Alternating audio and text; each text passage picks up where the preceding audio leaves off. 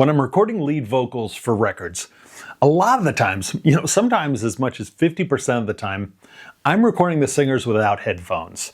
And the reason I do that is because a lot of singers actually perform better. It's more engaging, their intonation is better. Lots of things get better when they perform kind of in a way that's similar to the rehearsal space or the concert stage. So yes, there are times when that creates some elements that force me to work a little harder in the mix, but I would rather work harder on a mix with a great, exciting vocal than have a very easy time in the mix with a boring, uninspired vocal. So I end up doing vocals without headphones pretty often, and I actually, most of the time, have a very simple approach to it. Put the mic on a mic stand or in the singer's hand and crank up the speakers and let them cut loose.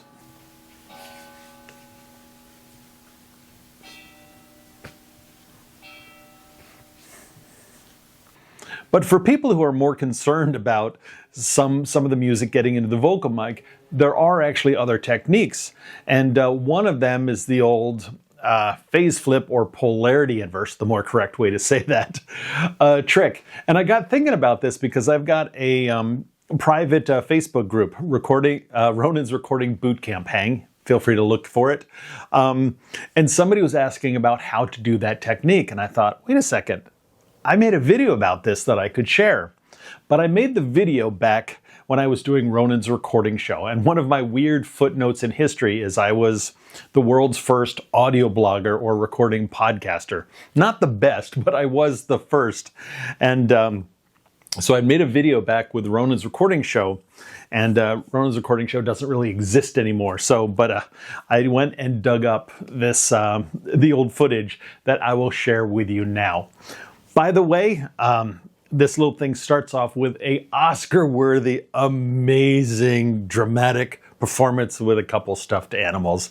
If you want to skip me doing stupid stuff and get right to the meat of it, just go down to fast forward to this number in the video. 4 minutes and 22 seconds. You're missing out. Me.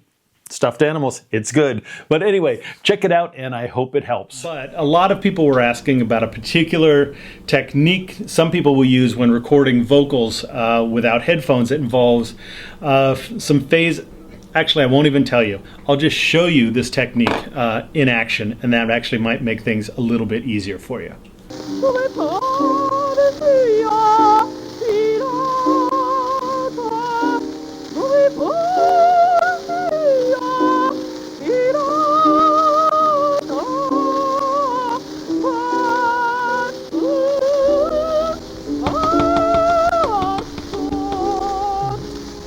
Dude, man, Punky, what's up, man?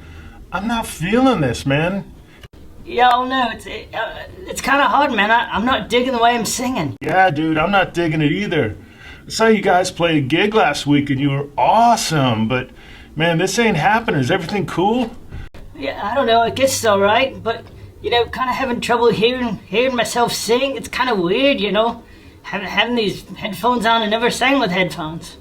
Well, dude, why don't we just take the headphones off, and sing without those?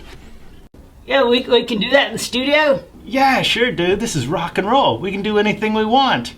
And I know this cool trick that we can do where you can sing without the headphones, and it'll still be really easy for me to mix it. All right, man, that sounds a whole lot better. Let's get rid of these headphones.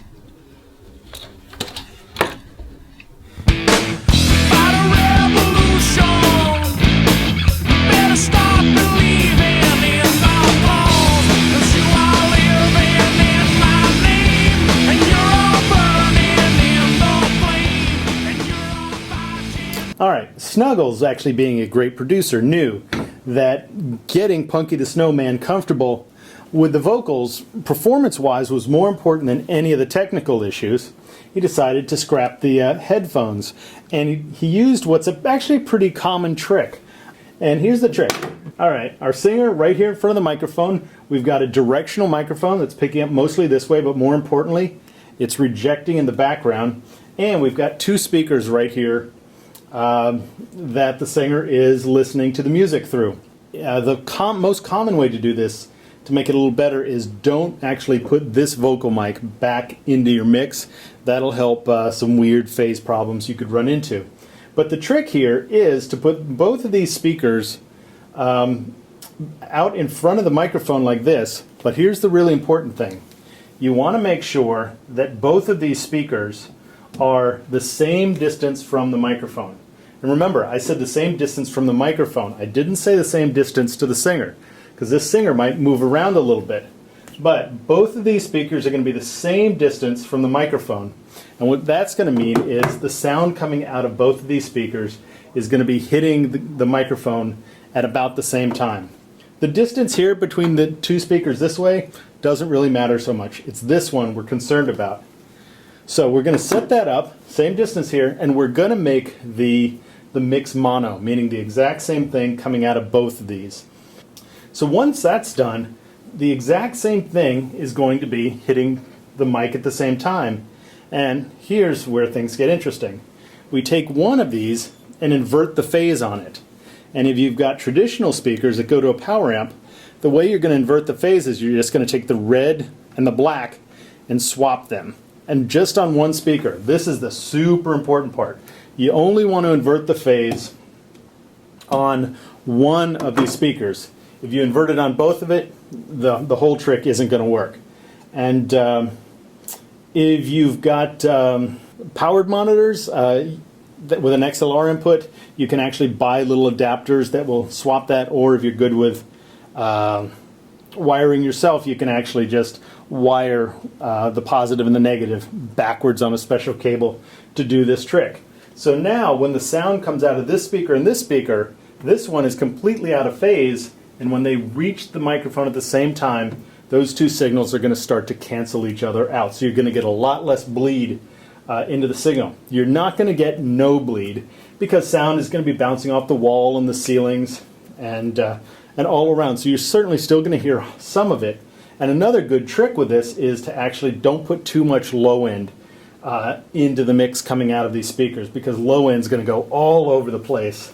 And you're going to have a much harder time actually trying to cancel out that low end. And so that's it. That's the trick. Pretty straightforward. Again, remember, these need to be the exact same distance from the microphone, not the singer. It's the microphone we're going to measure to. Your mix needs to be mono, and just one of these needs to be out of phase. And then Punky gets to rock out.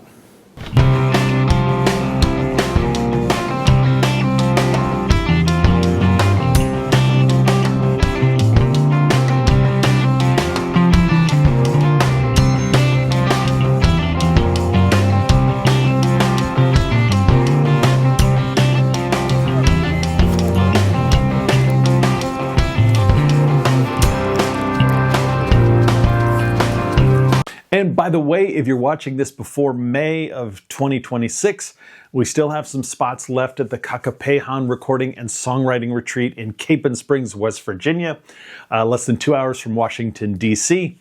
And yeah, it's May 3rd through 8th, and we still have space left, and it's a pretty amazing experience. So if you're interested in that, go to kakapehan.com and check it out.